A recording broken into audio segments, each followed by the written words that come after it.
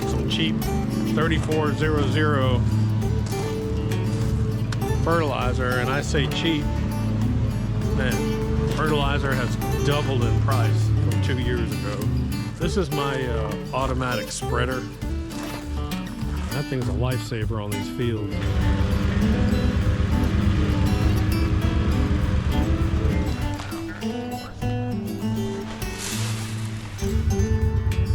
I can go more, I can go less. I'm gonna try 2.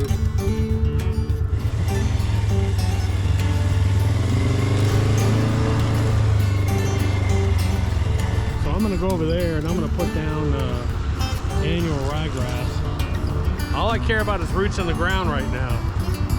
There's a good amount of area over there that's just raw dirt.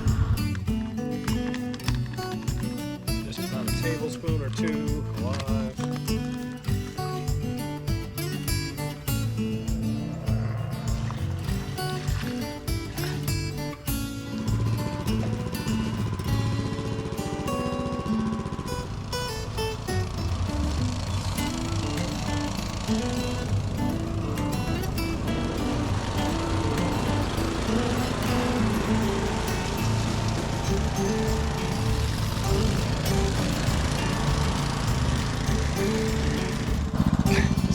This is just crazy, man.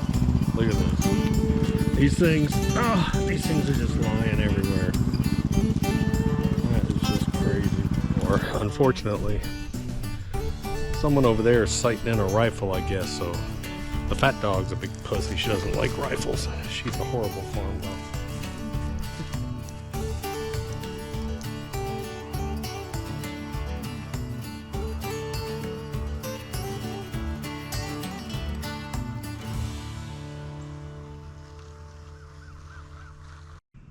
What are we doing, Doc? You know, I was gonna make a full long video and it would end up being 2 hours with all the work we've done in the past 2 days. So let me just give you a little summary. We have got, like, I looked at the 10-day forecast and I think every single day there's a 50% chance of rain. So John came out here yesterday and I told him, I said, we got to get everything cut and I got a bunch of stuff I want to get done. So I went to the local feed store and I bought a bunch of cheap, just field fertilizer. It's like 3400. And I'm putting it down basically anywhere where I have green starting to grow. I'm putting it down here. I'm putting it up in the natural area and I'm putting it up on all my fields up here.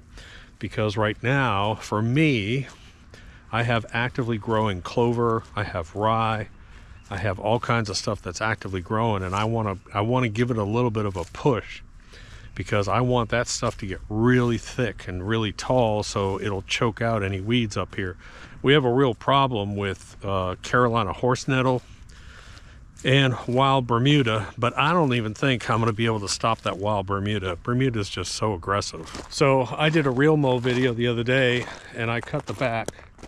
John came over and cut the front pond, then he cut this back natural area, then he cut the orchard. We actually trimmed up the orchard, and I came through here and I put down with my automatic spreader, I put down, gosh, I think I put down 8, 9, 10 bags of that 3400. Again, it's the only time we'll use fertilizer on these fields, and it's just that first growth surge that I'm trying to push. It's kind of like when you do your lawn, you don't push your lawn too early in the spring or late winter, but once it starts to come in, you're going to want to push it, and I call it the push zone. And that'll choke out all those weeds that you're going to get, and that's what I'm trying to do here. So you got to understand, this area, we don't really keep it as a grass area, we keep it as a natural area.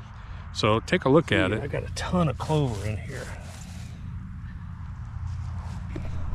And I gotta say, besides rye and turnips, clover is my #1 crop that I grow out here.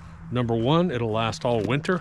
#2, it's nitrogen fixing. So we plant that, the deer will come in here and just eat clover and eat clover and eat clover. But we also use it in our vegetable garden up here.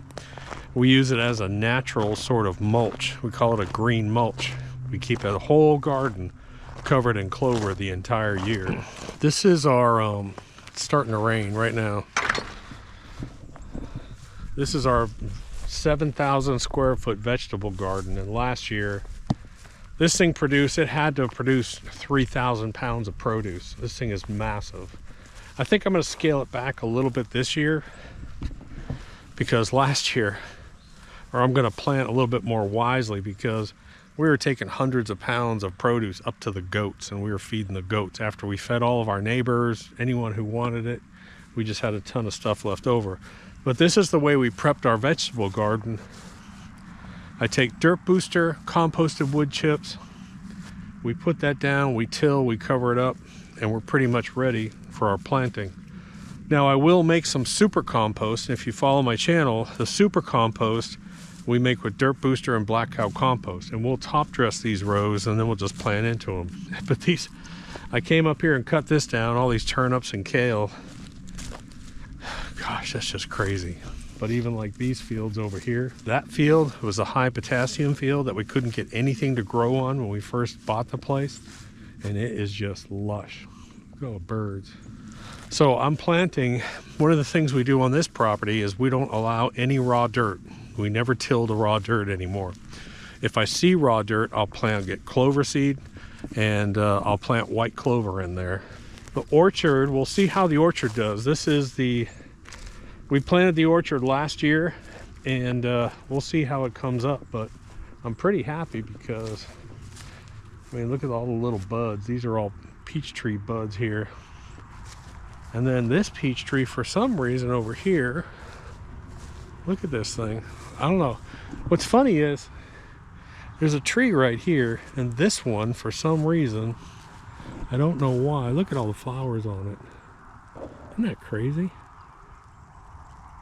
That is just crazy. I'm sure we'll have a frost, and I'm sure it'll get frozen back, but before the heavy, heavy rain moves in, I'm supposed to have my well company come out, and they're going to, hopefully, this is my brand new second well. It's a backup well for the first one, 600 feet. Actually, it's 4.5 gallons per minute. That's actually not bad for this area. So that's a huge amount of reserve water in here, and we're going to hook this up and actually have it as a secondary backup. One of the things about kind of living off-grid, I guess you'd call it, is if you have a well and that well goes bad, you can be 30, 60, 90 days before you can get a well company out. So that's why I went ahead and I said, let's go ahead and put a secondary well in here. Oh, yeah, I did. Oh, guess what I found today? What's today's date? The 27th. My otter's back. I got at least one otter down in my pond. We had them last year, and unfortunately otter season closes in 2 days. So, and that son of a gun, I actually saw him sitting down on a log eating one of my fish. I'm like, no, I can't stand that little otter. Oh, but Doc, they're so cute. Yeah, they're cute until they start eating all your fish that you're stocking. And that looks so good. We don't really use fertilizers on this whole property except for the back lawn and the pond. But this is the one time in the spring that I'll put out some nitrogen. And what I'll do is I'll push this to get this to really grow and get roots in the ground. Let me show you something kind of cool. You guys know I've been talking about the DGL fertilizer. Hopefully that'll be out, within a month or so, but look at that. Look at that dark green stripe. That's still there weeks and weeks later. So this is what happens. The DGL is basically an all fast release nitrogen with a little bit of iron, but that's that test stripe I did. It's crazy, dude. And a lot of people think that putting nitrogen doesn't help with roots, and actually nitrogen does help with root. It helps with overall plant health. So when you hit that point that your lawn needs a little bit of a push, not now, you don't want to do it too early, you want to let your lawn wake up naturally, but when it comes to the point that you want to push it, that's when you want to hit it maybe with some a light coated DGL to push it. This area is going to look great. I put down 50 more pounds of annual ryegrass in here yesterday with my automatic spreader.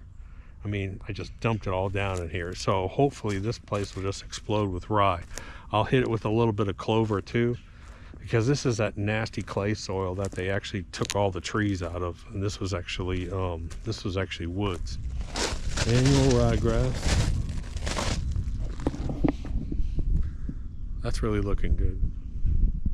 And of course, when we get to the point that Bermuda's going to wake up, we'll start cutting this down really short. And we'll actually, whole thing will be Bermuda in here. And what I'll probably do is I'll actually scatter some Bermuda seed over in here too. So this will be a massive Bermuda area all in here. Because in the heat, I don't have irrigation over there, so I'm going to have to get some Bermuda over in there. Here I do have irrigation on the pond front. Anyways, guys, that's about it. Just a quick video, just an update. Bunch of rain moving in, so I'll talk to you later. Dot.